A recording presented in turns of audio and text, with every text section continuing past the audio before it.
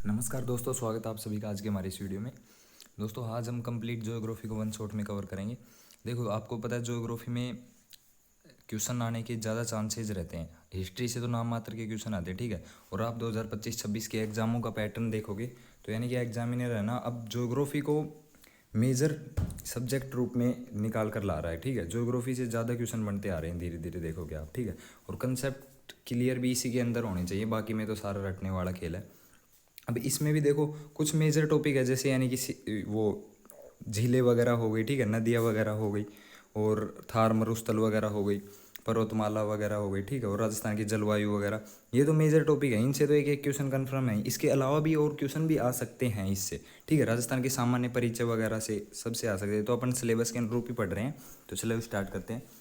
देखो सबसे पहले राजस्थान का नामकरण, यहाँ से पहले क्वेश्चन जरूर आते थे पुरानी एग्जामों में, कि PYQ देखोगे, ठीक है। इजी क्वेश्चन बना तो यहाँ से आ जाएगा। ऋग्वेद में देखो उत्तर भारत हेतु ब्रह्मवर्त शब्द प्रयोग किया गया, और रामायण में महर्षि वाल्मीकि ने राजस्थान के लिए मरुकांतार शब्द दिया, ठीक है। ये क्वेश्चन काफ़ी बार मिलेगा आपको भी।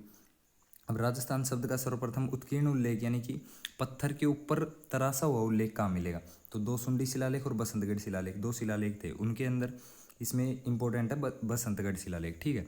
ये सिरोही में बसंती दुर्ग में स्थित है, चावड़ा वंश का शिलालेख है, ठीक है। इसमें किस भाषा में लिखा हुआ है? संस्कृत भाषा में राजस्थानादित्य शब्द लिखा हुआ है, ठीक है। राजस्थान का सर्वप्रथम प्रयोग शिलालेख के रूप में यानी कि संस्कृत भाषा में है, ठीक है। राजस्थानादित्य शब्द लिखा हुआ है। अब नेक्स्ट चलते हैं आगे।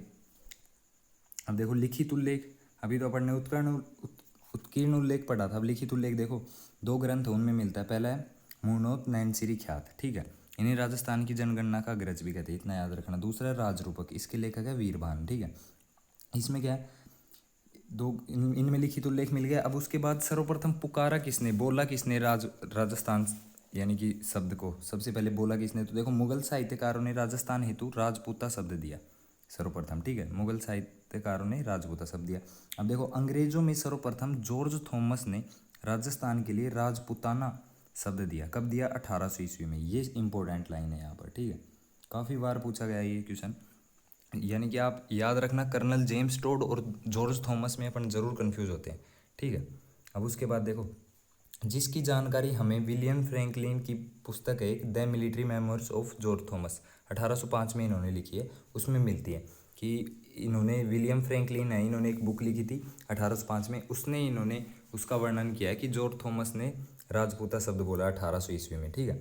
अब उसके बाद देखो सर्वप्रथम व्यक्तिगत रूप से, अब इसमें तो क्या हो रहा था, देखो इसमें तो जॉर्ज थॉमस ने बोला तो था, लेकिन उसकी जानकारी हमें कहाँ से मिल रही थी? इस बुक से मिल रही थी, ठीक है। और ये बुक लिखी थी फ्रैंकलिन ने, ठीक है। तो लेकिन सर्वप्रथम मुंह से यानी कि बोला किसने, वो देखो। अब सर्वप्रथम व्यक्तिगत रूप से राजस्थान शब्द का प्रयोग कर्नल जेम्स टोड ने किया, इंपॉर्टेंट लाइन है, ठीक है।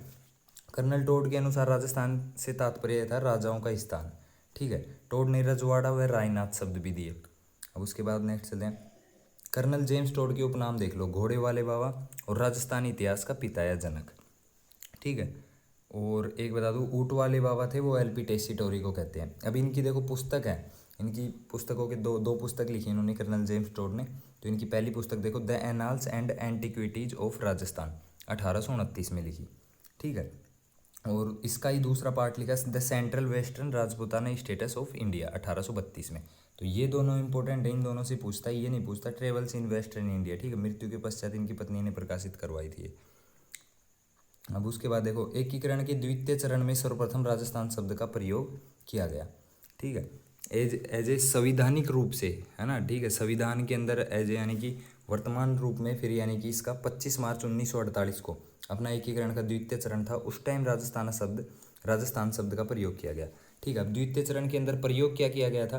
द्वितीय चरण में पूर्वी राजस्थान संघ बनाया गया था, ठीक है, 25 मार्च 1948 को पूर्वी राजस्थान संघ। तो इसमें राजस्थान शब्द आ गया ना, ऐसा सीन है। अब राजस्थान दिवस कब मनाया जाता है? 30 मार्च को मनाया जाता है, ठीक है। प्रतिवर्ष 30 मार्च को राजस्थान दिवस मनाया जाता है। अब उसके बाद देखो, राज्य का एकीकरण 1 नवंबर 1956 को पूर्ण हुआ, ठीक है, तथा राजस्थान का वर्तमान स्वरूप अस्तित्व में आया। अब एकीकरण पूर्ण कब हुआ? 1 नवंबर 1956 को, इसलिए राजस्थान का स्थापना दिवस कौन सा है? 1 नवंबर, ठीक है, स्थापित हुआ। और ये बस एक बार ही मनाया गया था, 1 नवंबर है वो, एक बार ही मनाया गया था, क्योंकि स्थापना एक बार ही हुई थी। बाकी राजस्थान दिवस के रूप में 30 मार्च को मनाया जाता है।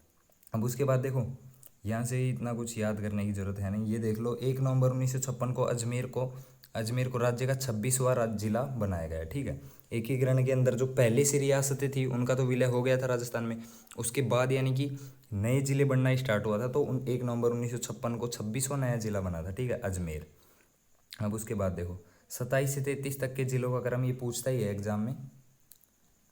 अब देखो 27 से 33 तक को जिलों का कवर क्रम देखो, धावा, बोल, दौर, राजा, हनुमान के गढ़ पर।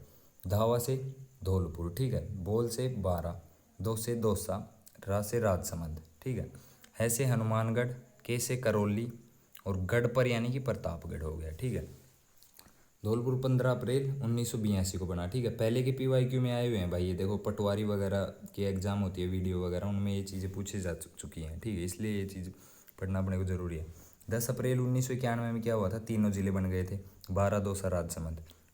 ठीक है, बाकी इन दोनों को छोड़ो, आप ये याद रख लेना 26 जनवरी 2008 को प्रतापगढ़ लास्ट बना था।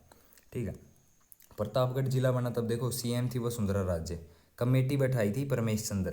ठीक है, कमेटी मतलब जो जिला बनाती है, तो भाई वो जो बड़े अधिकारी IAS वगैरह या फिर जो सारे अधिकारी है, सांख्यिक अधिकारी, सब कुछ बैठते हैं सारे विभागों से। ठीक है, और उस कमेटी के अंदर वो आकलन करते हैं कि भाई कितनी सीमा रखनी है, किस किस क्षेत्र को मिलाना है, किस किस को एज ए जिला बनाने की जरूरत है। ठीक है, उस हिसाब से तो इसमें कमेटी थी परमेश चंद्र, और डेट थी 26 जनवरी 2008। कार्यभार इसने कब संभाला, 1 अप्रैल 2008। ठीक है, अब उसके बाद देखो, प्रतापगढ़ को निम्न क्षेत्रों से मिलाकर बनाया गया है। उसके अंदर देखो ये पीपल खूट वाला काफ़ी बार एग्जाम में आया हुआ। देखो उदयपुर, प्रतापगढ़ को बनाया गया ना, किस किस जिले से बनाया गया था, प्रतापगढ़ को 3 जिलों से बनाया गया था। ठीक है, उदयपुर, बांसवाड़ा और चित्तौड़गढ़ से। उदयपुर का तो दरियावाद तहसील है ना, ये लिया गया था। बांसवाड़ा का पीपल खूट लिया गया था, और चित्तौड़गढ़ से है ना खुद प्रतापगढ़ पहले चित्तौड़गढ़ के अंदर था, तो प्रतापगढ़ लिया गया, अरनोद और छोटी सदड़ी। ठीक है, बड़ी सदड़ी है ना, वो तो अभी भी चित्तौड़गढ़ के अंदर ही है। अब उसके बाद देखो, अशोक गहलोत जी के कार्यकाल में 19 जिले व 3 संभाग बनाए गए, जिसकी सिफारिश राम लुभाया कमेटी द्वारा की गई। ठीक है, अशोक गहलोत जी ने 19 जिले में 3 नए संभाग बनाए गए थे, और कमेटी थी राम लुभाया। ठीक है, अब उसके बाद चलो, ये जिले देखो, संभाग, जिले एवं संभाग निम्न है। ABD ने जी के नहीं पढ़ा साउथ अफ्रीका में। ठीक है, A से अनूपगढ़ हो गया, B से बालोतरा ब्यावर, D से डीडवाना और दूदू, N से नीम का थाना हो गया। ठीक है, G से गंगापुर सिटी हो गया, और K से केकड़ी, कोटपुतली बैरोड और खैरथल तिजारा हो गया। ठीक है, F से फलोदी हो गया, और साउथ अफ्रीका में यानी कि S से हो गया सलूम्बर, सांच और सांपुरा। आपको ये तो इतना, आप अगर एग्जाम की तैयारी कर रहे हो राजस्थान के स्टूडेंट, तो ये तो पता ही है आपको क्या क्या हटा दिया, क्या क्या अब वर्तमान में कौन कौन से बच्चे हैं। ठीक है, तो जयपुर और जयपुर ग्रामीण, जयपुर को तोड़कर 2 जिले बन गए, एक जिले को तोड़ा 2 हिस्से बन गए, तो 2 जिले हो गए, जयपुर ग्रामीण, जोधपुर ग्रामीण। ठीक है, इनको फिर से समाप्त कर दिया दोनों को। अब देखो 3 संभाग कौन कौन से हैं, बांसवाड़ा, पाली और सीकर, 3 संभाग बनाए गए थे, इनको भी वर्तमान में समाप्त कर दिया गया। ठीक है, वर्तमान में मुख्यमंत्री भजनलाल शर्मा ने 9 जिले में 3 नवीन संभागों को समाप्त किया है। वर्तमान में 41 जिले में 7 संभाग, 7 ही संभाग पहले थे, अभी भी 7 ही हैं, बस ये कुछ नए जिले बने थे, वो उन संभाग में ऐड हो चुके हैं। और एक चीज़ बता दूं आपको, संभाग का एरिया वगैरह कुछ याद नहीं करना आपको, क्योंकि एग्जाम है ना, कभी यानी कि कोर्ट में नहीं जाना चाहती भर्ती, वो ऐसी क्रिटिकल चीज़ देंगी नहीं जिससे यानी कि कन्फ्यूज़न हो, उनको खुद को कन्फ्यूज़न हो, ऐसा सीन वो करेंगे नहीं। ठीक है, क्योंकि अभी एरिया वगैरह एज ए फिक्स नहीं हुआ है। ठीक है, अब देखो उदयपुर के अंदर कौन कौन से जिले आते हैं संभाग में, उदयपुर, राजसमंद, चित्तौड़गढ़ और सलूम्बर। ठीक है, अब उसके बाद देखो, कोटा के अंदर कोटा, बूंदी, बारा, झालावाड़। ठीक है, भरतपुर में भरतपुर, धौलपुर, करौली, सवाई माधोपुर, डीग नया बना था वो इसमें आ गया। बीकानेर में बीकानेर, चूरू, श्रीगंगानगर, हनुमानगढ़। ठीक है, अब उसके बाद देखो, जोधपुर, जैसलमेर, बाड़मेर, बालोतरा, फलोदी, पाली, जालौर, सिरोही। ठीक है, अब अजमेर, टोंक, नागौर, भीलवाड़ा, ब्यावर, डीडवाना, कुचामन। जयपुर के अंदर जयपुर, अलवर, दौसा, सीकर, कोट बैरोड, खैरथल तिजारा, झुंझुनू। ठीक है, ये दोनों यहाँ पर नए आ गए, यहाँ पर ये नया आ गया, ये नया आ गया। ठीक, अब उसके बाद नेक्स्ट चलते हैं, ग्लोब परिस्थिति देख लो। अब नेक्स्ट टॉपिक अपना, यहाँ से क्वेश्चन बाई चांस पूछ सकता है, क्योंकि ये राजस्थान का सामान्य परिचय, वहाँ से नहीं पूछेगा तो यहाँ से पूछेगा। 2 क्वेश्चन तो देखो सामान्य परिचय से आए ही आएंगे। ठीक है, अब वो किसी से भी पूछ ले, किसी भी टॉपिक से, सामान्य परिचय के से। देखो ग्लोब परिस्थिति देखो, ये पूरा ग्लोब अपना। ठीक है, अब इसमें अपना राजस्थान किधर है, ये इसके अंदर यानी कि आडी ये रेखा है, ये हो गई भूमध्य रेखा, ठीक है। और सीधी खड़ी रेखा है वो हो गई ग्रीनविच रेखा, ठीक है। अब उसके बाद देखो ये हो गया उत्तरी गोलार्ध, उत्तर के अंदर है, ये हो गया दक्षिणी गोलार्ध, ठीक है। अपना अब राजस्थान कहाँ पर है, अपना राजस्थान है इसके अंदर, उत्तरी गोलार्ध के अंदर है, ठीक है। ये अब उत्तरी गोलार्ध के अंदर तो है, लेकिन उत्तरी गोलार्ध में भी अपना राजस्थान कहाँ पर है, पूर्व की ओर है इधर, ठीक है। ऐसे काटेंगे ये रहा, तो पूर्व के अंदर है, ठीक है। अब वो एग्जाम में ओनली सिंपल क्वेश्चन ही आएंगे, वो आप देख लेना। ये मानचित्र की दिशाएं हैं, इतना कुछ आपको पता ही है। ये रहा। अब इंडिया के अंदर देखो राजस्थान की स्थिति क्या है, इंडिया के अंदर राजस्थान है उत्तर पश्चिम में, ठीक है। आपको भी पता है, नॉर्मल सी चीज़ें हैं। तो ग्लोब पर राजस्थान उत्तरी गोलार्ध में स्थित है, ओके हो गया।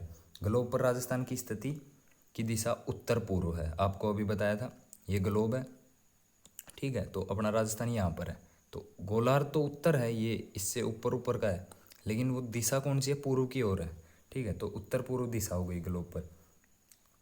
देखो भारत में राजस्थान की स्थिति की दिशा उत्तर पश्चिम है, ठीक है। एशिया महाद्वीप में राजस्थान की दिशा दक्षिण है, ठीक है। एशिया महाद्वीप में राजस्थान दक्षिण में है। अब उसके बाद नेक्स्ट चलते हैं।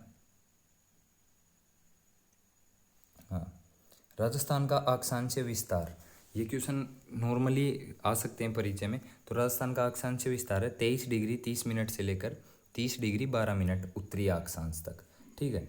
और देशांतरीय विस्तार कौन सा है, 69 डिग्री 30 मिनट से लेकर 78 डिग्री 17 मिनट तक, ठीक है। ये देशांतरीय विस्तार हो गया। 1 मिनट के अंदर 60 सेकंड होते हैं, सॉरी एक है ना, 1 डिग्री के अंदर 60 मिनट होते हैं और 1 मिनट के अंदर 60 सेकंड होते हैं।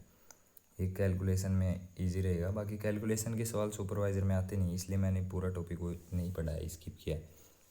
अब उसके बाद देखो कर्क रेखा है वो 23.5, यह राजस्थान के दक्षिण में डूंगरपुर में बांसवाड़ा से गुजरती है, ठीक है। इसका मान है 23 डिग्री 30 मिनट पर स्थिति है इसकी कर्क रेखा की, ठीक है, ग्लोब पर। और यह राजस्थान के दक्षिण में डूंगरपुर और बांसवाड़े से गुजरती है। कन्फ्यूज मत होना, दोनों से गुजरती है, कई जगह आपको एक मिलेगा लेकिन दोनों है, ठीक है। कर्क रेखा की कुल लंबाई है 26 किलोमीटर। अब बांसवाड़ा के अंदर 25 किलोमीटर और डूंगरपुर में 1 किलोमीटर है। ये कन्फ्यूज अपने को यहाँ पर होता है कि यानी कि बांसवाड़ा के अंदर 1 किलोमीटर थी या फिर डूंगरपुर के अंदर, ठीक है। ये चीज़ याद रखना। कर्क रेखा के सबसे निकट है कुशलगढ़ तहसील, ठीक है। सूर्य की किरणों का सर्वाधिक तिरछापन पड़ता है श्रीगंगानगर में, सूर्य की सीधी किरणें पड़ती है डूंगरपुर और बांसवाड़ा में, ठीक है। अब उसके बाद देखो राजस्थान की लंबाई, सेकंड, हाँ, नॉर्थ से साउथ की ओर है 826 किलोमीटर, ठीक है। और चौड़ाई देखो ईस्ट से वेस्ट की तरफ है 869 किलोमीटर। लंबाई में चौड़ाई में अंतर कितना, ओनली 73 किलोमीटर, सॉरी 43 किलोमीटर।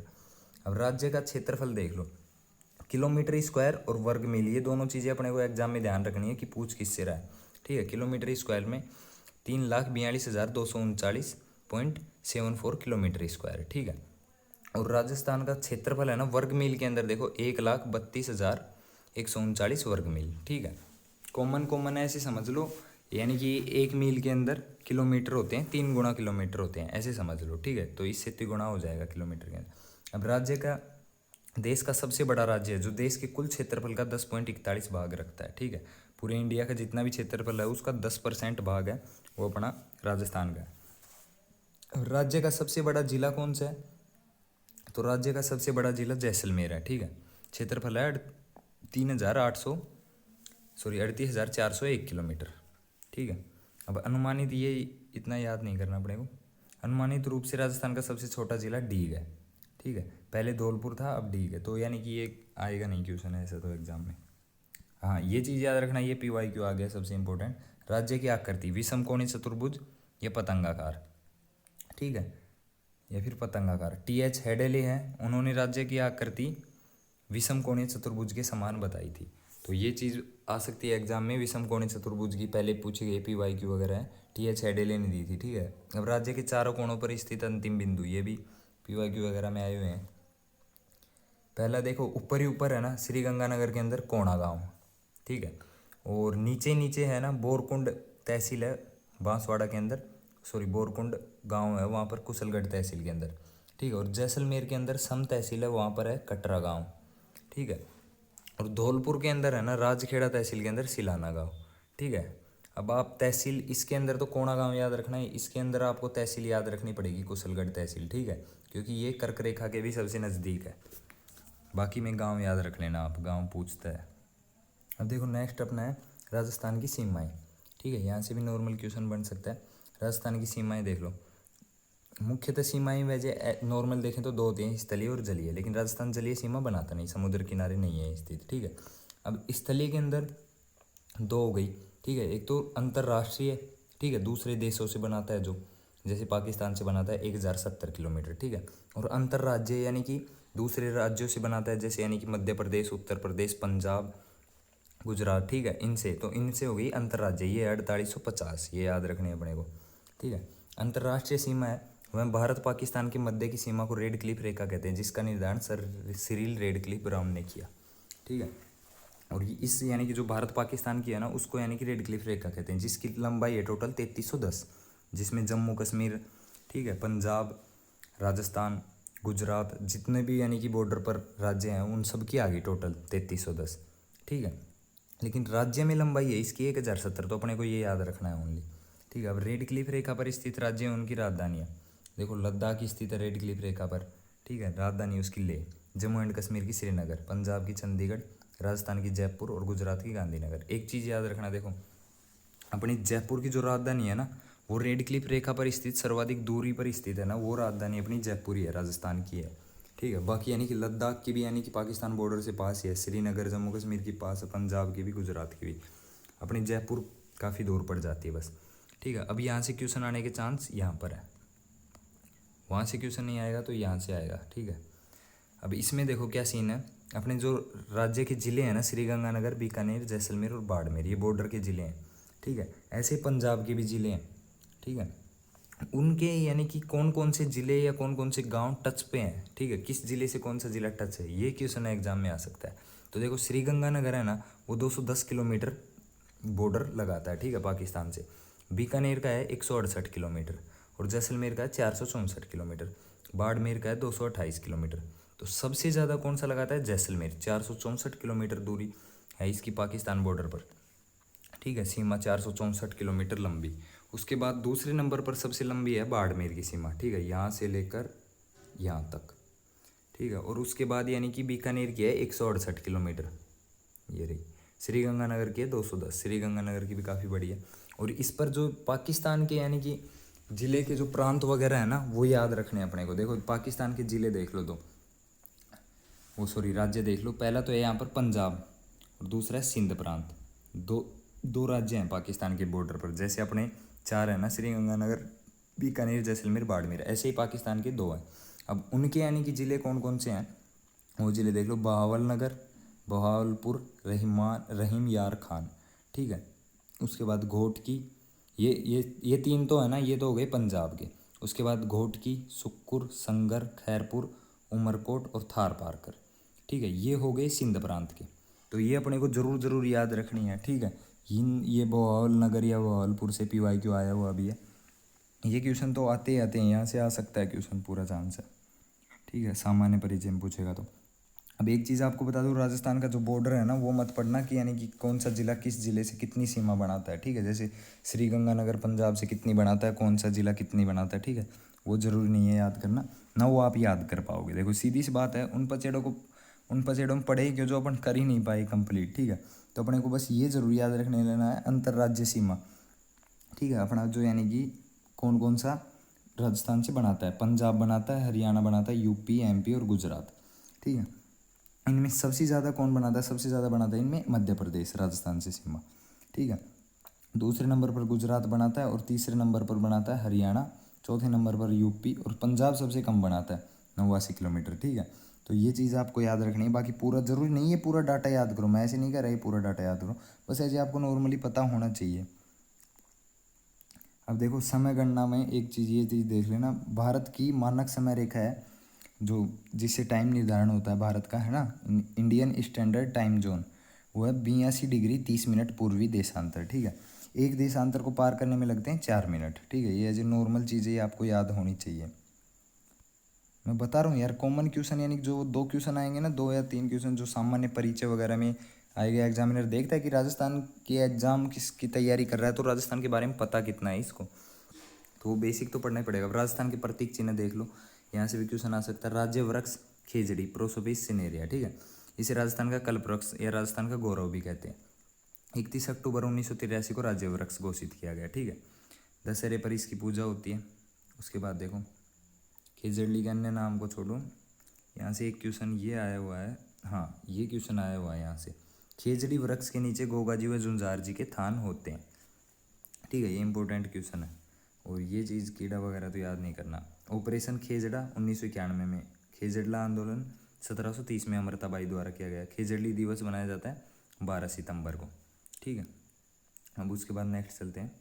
राज्य पुष्प है रोइडा, रोइडा इसको बोलते हैं टिकोमेला अंडुलेटा, ठीक है। 1983 में राज्य पुष्प का दर्जा दिया गया है, ठीक है। रोइडा को मारवाड़ का सागवान, टीका या मरुशोभा भी कहते हैं। पीले व केसरिया रंग के पुष्प होते हैं इसमें, ठीक है। जरवील चूहा इसको नुकसान पहुंचाता है, ये नॉर्मल चीज़ हो गई इसकी। अब राज्य पक्षी देखो गोडाउन, वैज्ञानिक नाम क्रायोटिस नाइग्रिसेप्स, इसे 1981 में दर्जा दिया गया।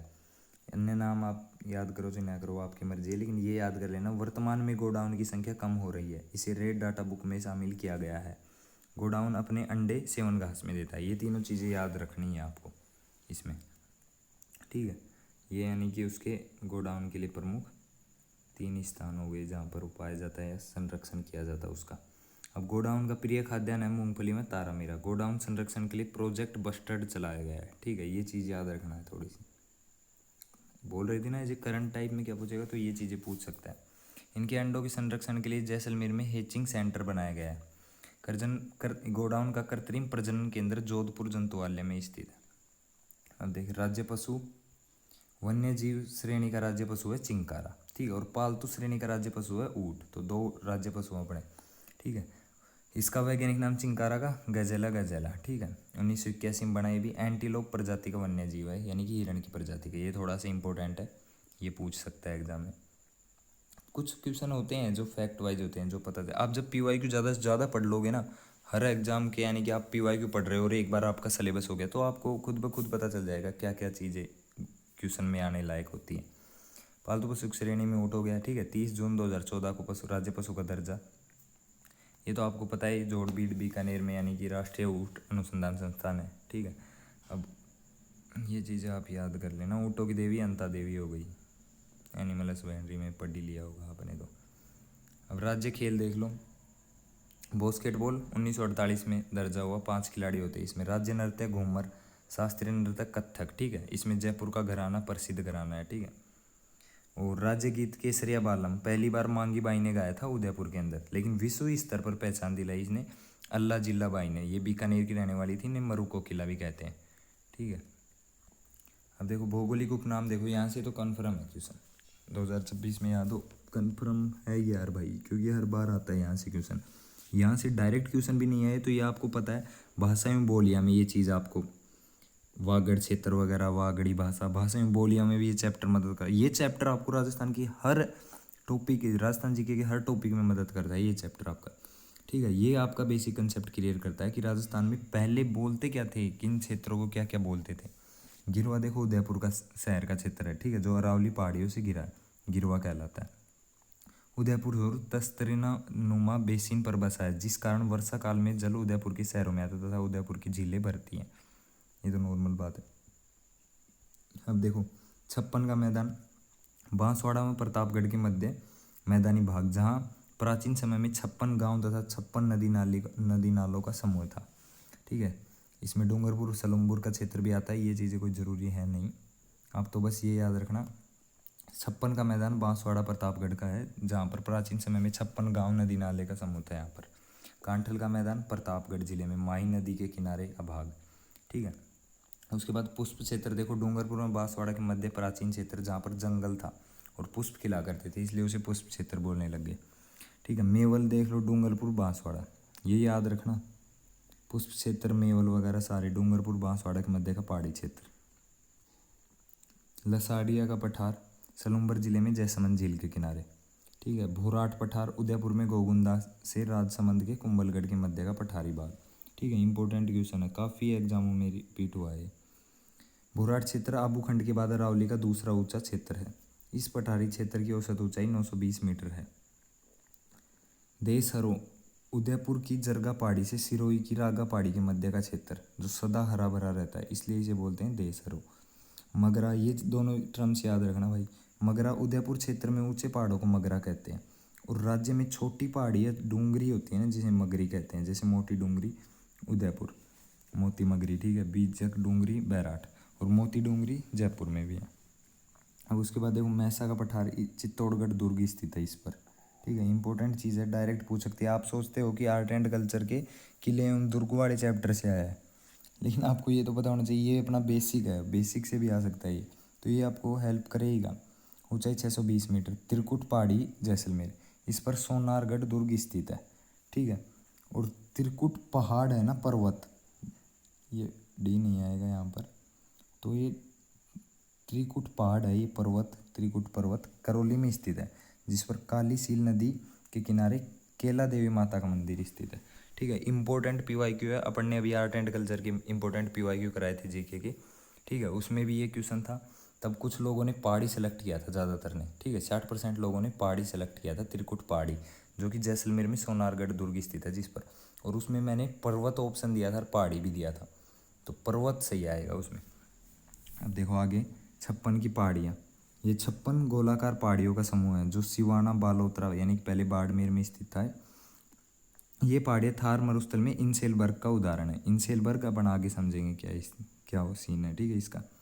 वागड़ क्षेत्र, इसमें दक्षिणी उदयपुर, डूंगरपुर, बांसवाड़ा में प्रतापगढ़ का कुछ क्षेत्र आता है, ठीक है। यहाँ पर वागड़ी बोली जाती है जो गुजराती भाषा से प्रभावित है। मेवाड़, उदयपुर, राजसमंद, चित्तौड़गढ़, भीलवाड़ा, प्रतापगढ़, सलूम्बर का क्षेत्र आता है। बोली यहाँ पर मेवाड़ी बोली जाती है। हाड़ौती आपको पता ही है, कोटा संभाग, ठीक है। मालवी बोली का प्रभाव है, यहाँ पर हाड़ौती बोली जाती है। भरत क्षेत्र, इसमें भरतपुर, धौलपुर, डीग आते हैं, ठीक है। अब शेखावाटी देखो, सीकर, चूरू, झुंझुनू का क्षेत्र, ठीक है। इसकी स्थापना राव शेखा ने की थी। अब उसके बाद मेवात क्षेत्र, अलवर, भरतपुर का उत्तरी भाग आ गया, हरियाणा से जो सीमा बनाते हैं, ठीक है। अब राठ क्षेत्र, इसमें भी अलवर भरतपुर का कोटपुतली के पास का क्षेत्र आ गया। ढूंढाड़, जयपुर में दौसा के मध्य का क्षेत्र, ठीक है। यहाँ पर ढूंढ नदी बहती है थी। राठी क्षेत्र, पश्चिमी राजस्थान का वह क्षेत्र जहाँ वर्षा 25 सेंटीमीटर से कम होती है, राठी क्षेत्र कहलाता है, ठीक है।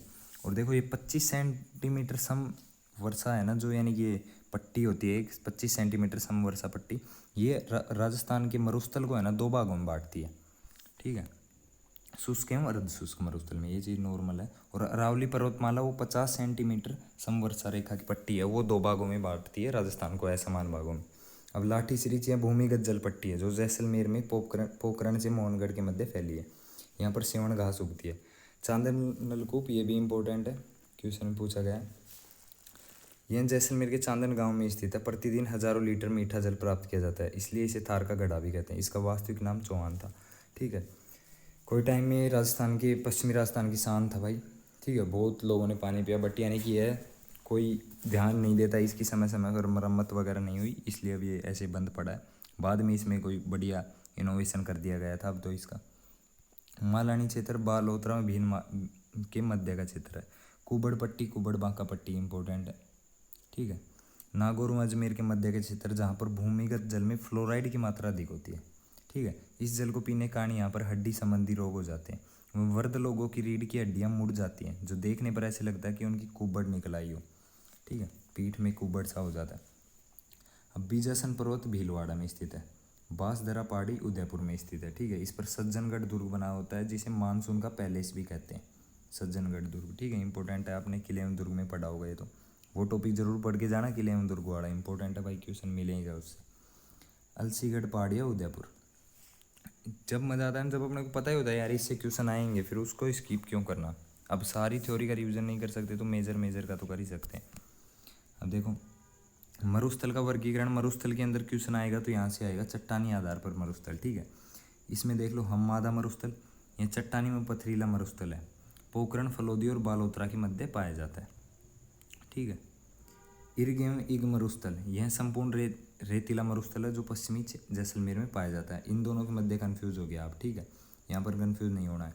इग और रेग मरुस्थल। रेग मरुस्थल तो क्या है, मिश्रित मरुस्थल है, रेत एवं चट्टानें दोनों पाई जाती हैं, ठीक है। और इर्ग के अंदर ओनली पाई जाती है रेत, और हमादा के अंदर ओनली चट्टान पाई जाती है, ठीक है। अब मरुस्थल में बनने वाली स्थलाकृतियाँ, इंपॉर्टेंट क्वेश्चन, अगर IQ बेस क्वेश्चन आएगा लेवल का तो यहाँ से आएगा, ठीक है, देख लेना। मरुस्थल में बनने वाली स्थलाकृतियाँ देखो, अपर्दन, फिर परिवहन और निक्षेपण। अपर्दन यानी कि मिट्टी का कटाव हुआ, परिवहन यानी कि वायु के द्वारा, जल के द्वारा जहाँ भी गई, और निक्षेपण जहाँ पर पहुँच चुकी है, ठीक है। कटाव, पवन, वायु और जमाव। अब इसमें जो आकृतियाँ बनती है वो कौन कौन सी बनती है वो देख लो, यहाँ से क्वेश्चन आने के चांसेस है। इंसेल वर्ग, पेडिमेंट, बजादा और बोल्सन, 4 आकृतियाँ प्रमुख रूप से बनती है, ठीक है। अब देखो यहाँ से कटाव हुआ, वायु द्वारा, वायु आती गई आती गई आती गई टिकती गई, तो ये गोलाकार हो गया, ठीक है। कटाव होता गया इसका और ये गोलाकार हो गया। उसके बाद जब वर्षा होती है, ठीक है, वर्षा होती है तो ये बहकर आएगा, बहकर आएगा तो यहाँ पर जल के साथ मिट्टी वगैरह को, कंकड़ पत्थरों को ले जाएगा, तो यहाँ पर ऐसी आकृति बनती है। और उसके बाद लास्ट में यहाँ पर एक गड्ढा टाइप में बन जाता है, जहाँ पर यानी कि जल एकत्रित हो जाता है। ये आप आगे पढ़ेंगे, देखो अभी ये देख लो, इनसे पढ़ोगे तब अपने आप क्लियर हो जाएगा। इनसेल वर्ग क्या है, मरुस्थलीय भागों में स्थित पर्वतों की ऊंची चट्टानों पर निरंतर अपारदन के कारण इनके ऊपर की कोमल व मुलायम परत हट जाती है, वह अंदर की करोट परत बाहर निकल आती है। इस कठोर परत पर भी निरंतर अपर्दन के कारण घिसकर यह चिकनी, सपाट या गोलाकार, अंडाकार हो जाती है। इन गोलाकार पहाड़ियों को इनसेल वर्ग कहते हैं। इम्पोर्टेंट, ठीक है। क्वेश्चन बनेगा तो एक लाइन तैयार है क्वेश्चन की इनसेल वर्ग वाली। अब देखो, इनसेल वर्ग जर्मन भाषा का शब्द है द्विवाई, ये कोई इंपॉर्टेंट है नहीं। हाँ, इनसेल वर्ग का उदाहरण देख लेना, ये इंपॉर्टेंट है भाई। इनसेल वर्ग का उदाहरण है 56 की पहाड़ियाँ, ठीक है। दूसरी आकृति है पेडिमेंट, यह पर्वतपदीय स्थलाकृति है जिसका निर्माण अपर्दन से हुआ, अपर्दन हुआ ऐसे ऐसे ऐसे ऐसे, तो वो। अब देखो बजादा, ये क्या है, यह ढाल युक्त मैदानी भाग है, उसके बाद जो ये बन गया वो ढाल युक्त मैदानी, ये पानी की बहाव से बना है, ठीक है। अब उसके बाद बोल्सन, बोल्सन है क्या है, मरुस्थल में पर्वतों से घिरी झील को बोल्सन कहते हैं, ठीक है। ये कथन कारण वाले में भी आ सकते हैं या फिर डायरेक्ट ऑप्शन वाले में भी आ सकते हैं। अब इसका एग्जाम्पल पूछ ले तो सांबर झील है ना, वो बोल्सन का एग्जाम्पल है, ठीक है, यानी कि पर्वतों से घिरी झील, ये पर्वत हो गई चोटी, वो अभी अपन ने देखा था चित्र में, वैसा ही सीन है। अब उसके बाद देखो पलामा प्लेया ढाड, ठीक है, ये अस्थायी खारे पानी की झील है, तो राजस्थान में अस्थायी खारे पानी की झील है, ढाड कहलाती है। टाट या रन, स्थायी खारे पानी की झीलों को टाट या रन कहते हैं, ठीक है। केस के क्रिया कारणियाँ प्रतिवर्ष लाखों संख्या में लवण सतह पर जमा होते हैं, इस कारण लवणयुक्त भूमि को रन कहते हैं। कच्छ का रन, लिटिल रन, ठीक है। लिटिल रन क्या है, अपने राजस्थान के अंदर पाया जाता है। गुजरात के जो कच्छ का रन है ना, उसका यानी कि भाग है जो बाड़मेर व जालौर तक फैला है, उसको अपने राजस्थान के अंदर बोलते हैं लिटिल रन, क्योंकि मेन रन का क्षेत्र है वो तो कच्छ का रन गुजरात के अंदर है। अब राजस्थान में रन के उदाहरण ये छोड़ो आप, तो सर्वाधिक रन जैसलमेर के अंदर है, बस ये याद रखना। हाँ, अब सबसे इम्पोर्टेंट चीज़ आ गई बालू का स्तूप, बाकी सब तो ऐसे ही था इसमें। एक तो इनसेल वर्ग वगैरह वो है, पेडिमेंट वगैरह, ठीक है। और उसके बाद दूसरा इंपॉर्टेंट चीज़ पूछे कोई मेरे से, वो है ये बालू का स्तूप। इसमें देखो बालू के स्तूप, अनुप्रस्थ बालू के स्तूप, ये पवन की दिशा में समकोण पर बनते हैं, ठीक है। जैसे बरखान में परबलिक वाली का स्तूप, ये हवा चल रही है यहाँ पर, ठीक है, और ये इकट्ठा हो गई, यहाँ पर कोई दिक्कत आ गई, कोई दीवार वगैरह थोड़ा सा टीला वगैरह कुछ भी है, तो यहाँ पर रेत इकट्ठा हो गई, सारी रेत इकट्ठा होकर हवा के समकोण बन गए। समकोण मतलब ऐसे, ठीक है। समानांतर पूछता तो समानांतर रेखा तो ये हो गई, ये तो समानांतर हो गई, और ये समकोण हो गई, ठीक है। अब देखो इसमें पढ़ लेना दूसरा बरखान, ये तो आपको सारा पढ़ना ही है। देखो बरखान, यहाँ अर्धचंद्राकार बालू का स्तूप है, ठीक है, इसके दोनों ओर गाय के सींग के समान मुड़े होते हैं, इसका पवनमुखी ढाल मंद व पवन विमुखी ढाल तीव्र होता है। इंपॉर्टेंट लाइन, ये सर्वाधिक गतिशील व सर्वाधिक विनाशकारी बालू का स्तूप है। ये शेखावाटी, जोधपुर, फलौदी में देखने को मिलता है। एरिया चाहिए याद मत करना आप, ठीक है। 2 बालू का स्तूप के मध्य के स्थान को गासी कहते हैं, जहाँ से लोग यानी कि प्रवास करते हैं, निकलते हैं, रास्ता वगैरह, ठीक है। अब उसके बाद देखो सीफ या लूनेट, ठीक है, यह नवचंद्राकार बालू का स्तूप है जिसकी आकृति हॉकी के स्टिक की तरह होती है। परबोलिक पैराबोलिक बालू का स्तूप, यह हेयरपिन की आकृति के समान होता है, ठीक है। अब उसके बाद आगे चलते हैं। अनुदैर्घ्य बालू का स्तूप, ये पवन की दिशा के समानांतर बनते हैं। अभी अपन ने पढ़ा था वहाँ पर तो उसके समकोण बन रहा था, ठीक है, जैसे ये हवा चल रही है तो उसके सामने बन गया। अब यहाँ पर क्या हो रहा है, हवा के समानांतर बन रहा है, देखो ये बन रहा, उधर ही हवा जा रही है, ठीक है, और उधर ही समानांतर ये बन रहा है। ये 60 मीटर तक ऊंचे होते हैं, सर्वाधिक ऊंचे स्तूप होते हैं। अब देखो नेब खां झाड़ियों में बना है बालू का स्तूप, इम्पोर्टेंट है ये भी। सब्र काफ़ी भी झाड़ियों के चारों ओर बनता है। ताराकार विभिन्न दिशाओं, जब यानी कि ये है रेत है, चारों तरफ से हवा ले चल रही है, कभी हवा इधर से चल रही है, कभी इधर से, कभी इधर से, कभी इधर से। यहाँ पर कोई पेड़ है तो उस पेड़ के चारों तरफ यानी कि एकत्रित हो जाए, उसे बोलते हैं ताराकार। नेटवर्क बालू का स्तूप, ये लंबी दूरी तक फैले बालू का स्तूप है, ठीक है, हरियाणा में पाए जाते हैं, हनुमानगढ़ हरियाणा में। सैंड दून नदियों के किनारे, झीलों के किनारे बनते हैं। सैंड दून मूवी वगैरह में देखा होगा आपने, उसको छोड़ो। अभी ये चीज़ याद रखना, दो टर्म्स, तली एवं थली। थली क्या होता है, ऊंची भूमि का भाग है जो मरुस्थल में उत्तर पूर्व की ओर स्थित है, ठीक है, और तली यह निचला भाग है, यानी कि अपना ये राजस्थान है मान लो, एक सेकेंड, यानी कि ये है, ये अपना राजस्थान है, ठीक है। तो ये तो हो गया इसका थली भाग, उचली ऊपर वाली भूमि, और जो निचली वाली भूमि है वो ये हो गया तली, ठीक है, ऐसा सीन है। तो अब इसकी टर्म्स पढ़ो एक बार, क्या कह रहा है, थली यह ऊंची भूमि वाला भाग है जो मरुस्थल में उत्तर पूर्व की ओर स्थित है, ठीक है, अभी पढ़ा था पढ़ने उत्तर पूर्व की ओर, शेखावाटी वगैरह जिले आते हैं उसके अंदर। अब तली क्या है, यह नीची भूमि वाला भाग है जहाँ बाढ़ की स्थिति देखने को मिलती है, इसमें बालोतरा, जालोर, सांसौर का क्षेत्र आता है। पीवना, मरुस्थल में पाए जाने वाले सांप को पीवना कहते हैं, ठीक है।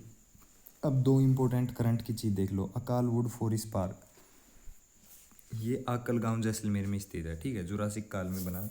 यहाँ 18 करोड़ वर्ष पुराने लकड़ी के जीवाश्म मिले हैं। एक बाब बोल्डर्स, ठीक है, ये जोधपुर के अंदर स्थित है, फलोदी में। इसमें क्या है, हिमोड निक्षेपण के अपने को प्रारूप मिले हैं, ठीक है, अवशेष मिले हिमोड निक्षेपण के। और उसके बाद थार मरुस्थल की लंबाई 644 किलोमीटर है, चौड़ाई 300 किलोमीटर है। थार मरुस्थल की लंबाई याद रखना, थार की भी अपने को यानी कि ऐसे पूछे राजस्थान की और फिर राजस्थान की मरुस्थल की, तो मरुस्थल की लंबाई 644 किलोमीटर तो लंबा है और चौड़ा है 300 किलोमीटर, ठीक है। राजस्थान की लंबाई है 626 और चौड़ाई 826 और चौड़ाई है 869, 43 किलोमीटर का अंतर है, ठीक है। और इसके अंदर 344 किलोमीटर का अंतर है राजस्थान की थार मरुस्थल की लंबाई चौड़ाई में।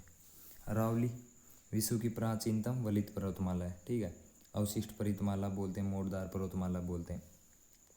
प्री कैम्बियन काल में उत्पत्ति हुई थी, ठीक है। सर्वप्रथम सर्वेक्षण AM हेरोन ने किया था, PYQ है भाई,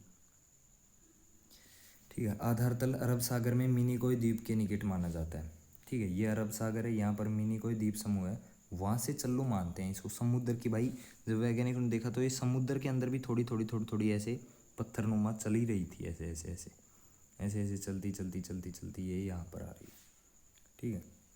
अब उसके बाद देखो सतह पर कहाँ से स्टार्ट होती है, ये गुजरात के पालनपुर से स्टार्ट होती है, यहाँ से, ये गुजरात का पालनपुर है, यहाँ से। राज्य में प्रवेश सिरोही, ठीक है, राज्य में अंतिम बिंदु है खेतड़ी झुंझुनू के अंदर, और राज्य में उत्तरी बिंदु रायसिंगा की पहाड़ियाँ भारत के अंदर, ठीक है। अब कुल लंबाई इसकी 692 किलोमीटर, राजस्थान में लंबाई 550 किलोमीटर, यानी कि 80% भाग इसका राजस्थान में है। अरावली में अरावली सुपर समूह, दिल्ली क्रम व क्वार्टर चट्टानें मिलती हैं, नॉर्मल चीज़ है। तो अरावली की औसत ऊंचाई 930 किलोमीटर, यानी कि औसत जहाँ से स्टार्ट होती है और ख़त्म होती है ना, वहाँ तक औसत, कहीं पर बड़ी भी है कहीं पर छोटी भी है, तो औसत टोटल मिलाएं तो उसकी है 930 मीटर। अधिकतम ऊंचाई है 1200 और 1722 मीटर, ठीक है। गुरु शिखर, यह अरावली में मध्य भारत की सबसे ऊंची चोटी है, ठीक है। कर्नल टोड ने गुरु शिखर को संतों का शिखर कहा था, हिंदुओं का ओलंपस भी कहते हैं इसके, ठीक है, एक्सप्लेन ज़्यादा कर नहीं सकता। अरावली का निम्न बिंदु पुष्कर घाटी अजमेर है, ठीक है, जहाँ से नीचा यानी कि अरावली का जो सबसे नीचा बिंदु है वो पुष्कर घाटी अजमेर। राज्य का निम्न बिंदु सांबर झील को माना जाता है, ठीक है। अरावली की आकृति तानपुर या वीणा के समान है, ऐसे ही जा रही है तो, ठीक है। अब धौसी पहाड़ी है, हरियाणा में स्थित है, 740 मीटर, यह ज्वालामुखी होने के प्रमाणों की कहा जाता है। अरावली गुजरात, राजस्थान, हरियाणा में, दिल्ली में फैली है। इसका सर्वाधिक विस्तार राजस्थान में 80% अपन ने भी पढ़ा था, ठीक है। राज्य में अरावली का सर्वाधिक विस्तार उदयपुर जिले में है। राज्य में अरावली को 3 भाग में बांटा गया है, ठीक है। पहले दक्षिणी अरावली, फिर मध्य अरावली, फिर उत्तरी अरावली, ठीक है। दक्षिणी है, यह सिरोही के देवगढ़ राजसमंद तक फैली है। यह अरावली सघनता व ऊंचाई सर्वाधिक है। जहाँ से राजस्थान में प्रवेश करती है ना, वो हो गई दक्षिणी, ठीक है। यहाँ की औसत ऊंचाई 1000 मीटर है। औसत 1000 है। यहाँ की सबसे ऊंची चोटी है गुरु शिखर 1722 मीटर, ठीक है। ये दक्षिण अरावली की प्रमुख चोटियाँ हो गई। ये जरूर याद करना, अगर सन भी याद नहीं हो तो एज ए आइडिया होना चाहिए अपने माइंड में, ठीक है। क्योंकि अपन तुक्का लगाएंगे एग्जाम में, तो तुक्का तभी लगाना जब 50-50 या 60 से 40% अपने को यानी कि पता हो कि ये आ सकता है। 50 से 60% अपने को यानी कि श्योरिटी हो कि ये हो सकता है। 40% कन्फ्यूजन हो तब। उसके लिए अपने को इनका क्रम तो पता होना ही चाहिए, ठीक है। हो सकता है क्रम से क्वेश्चन आ जाए सुमेलित करने वाले से। मध्य अरावली देवगढ़ अजमेर होते हुए जयपुर तक फैली है, ठीक है। सर्वाधिक कटी फिटी औसत ऊंचाई 750 मीटर। यहाँ की सबसे ऊंची चोटी याद रखना है टोडगढ़, मोरमजी, गोरमजी बोलते हैं जिसको, ठीक है। ब्यावर अजमेर में 934 मीटर ऊंचाई। इसकी 3-4 ही है, ये तो आप याद कर लोगे, ठीक है। आरपीएससी कार्यालय देख लेना भाई। और ये हो गई उत्तरी अरावली। इसका विस्तार जयपुर से खेतड़ी झुंझुनू तक है। औसत ऊंचाई है 450 से 550 मीटर। यहाँ पर अरावली की सघनता कम है। सबसे ऊंची चोटी यहाँ पर रघुनाथगढ़ सीकर में स्थित है, 1055 किलोमीटर। ये याद कर लेना इसमें तो बस। अब देखो इसमें दर्रे याद मत करना, वैसे आप कर भी नहीं पाओगे और दर्रे इंपॉर्टेंट भी नहीं है। क्योंकि एक क्वेश्चन आएगा एग्जाम में, यानी कि अरावली पर्वतमाला मेजर है या फिर दर्रा, आपको पता है पर्वतमाला ही मेजर है। अब उसके बाद पठार देखो, उड़िया का पठार सिरोही के अंदर स्थित है, ठीक है। राज्य का सबसे ऊंचा पठार है ये 1360 मीटर। अब भोराट का पठार 1222 मीटर, गोगुंदा से कुंभलगढ़ के मध्य। भोराट पठार की सबसे ऊंची चोटी है जरगा। आबू का पठार राज्य का तीसरा ऊंचा पठार 1200 मीटर, ठीक है, जिस पर राज्य का माउंट आबू शहर स्थित है। ये क्वेश्चन एग्जाम में आ सकते हैं भाई, ठीक है। अब उसके बाद देखो मेसा पठार 620 मीटर, चित्तौड़गढ़ दुर्ग स्थित है। लसारिया का पठार सलुम्बर, जयसमंद झील के पूर्वी भाग में। ऊपर माला का पठार भैंसरोडगढ़, चित्तौड़गढ़ से बिजोलिया भीलवाड़ा तक। और ये तो याद नहीं रखना। भोमट का पठार याद कर लेना, उदयपुर सलम्बर डूंगरपुर में फैला हुआ है। भील जनजाति निवास करती है। बस यही है, यहाँ पर ही है। ये डब्ल्यू के अंदर क्वेश्चन भी आया हुआ है। अब देखो एक चीज़ याद रखना आप। अब आपका क्वेश्चन बच गया एक, कौन कौन से चैप्टर बच गए आपके? एक तो राजस्थान की जलवायु बच गया, एक राजस्थान की झीलें बच गया, और एक राजस्थान का अपवाह तंत्र बच गया। 3 टॉपिक आपके अभी बच गए, और वो तो तीनों मेजर है, और वो भी मैं ऐसे पढ़ा भी नहीं सकता, उसमें पता आपको याद करना ही है। फिर भी एक चीज़ बता दूँ आपको, आप चाहे देख लेना, PYQ देख लेना, कोचिंगों के चक्करों में मत पड़ना भाई। सिंपल चीज़ याद रख लेना, नदी वाला अपवाह तंत्र है ना, वहाँ पर 100% लिख कर दे रहा हूँ भाई, 100% है कि है ना, क्वेश्चन आएगा ना तो या तो उद्गम से आएगा, ठीक है, उद्गम स्थल से, या फिर क्वेश्चन आएगा उसमें तो आएगा यानी कि वो कहाँ पर गिरती है, बंगाल की खाड़ी में गिरती है, अरब सागर में गिरती है, कहाँ की नदी है, ऐसे, ठीक है। और तीसरा ऑप्शन अगर थोड़ा और लेवल का आएगा, सुमेलित करने वाला आ गया, तो सहायक नदियों का क्रम वगैरह पूछ ले, सहायक नदियाँ पूछ ले।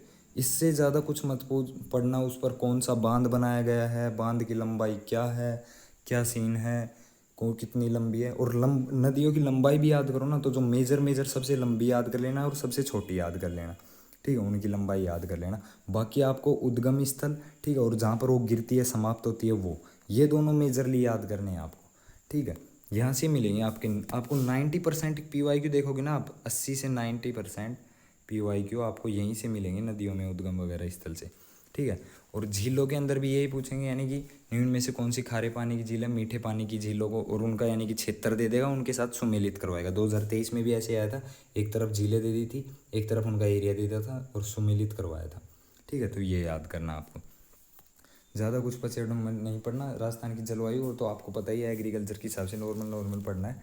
ट्री वार्था, कोपेन वगैरह इनके वर्गीकरण पढ़ने हैं, ठीक है। धन्यवाद दोस्तों, आपको वीडियो पसंद आया होगा तो सपोर्ट जरूर करना, ठीक है। और जीके में ज़्यादा महारत नहीं है यार, 2025 के बाद मैंने पढ़ा नहीं है, तो मेरे को इतना याद नहीं है ये, ठीक है।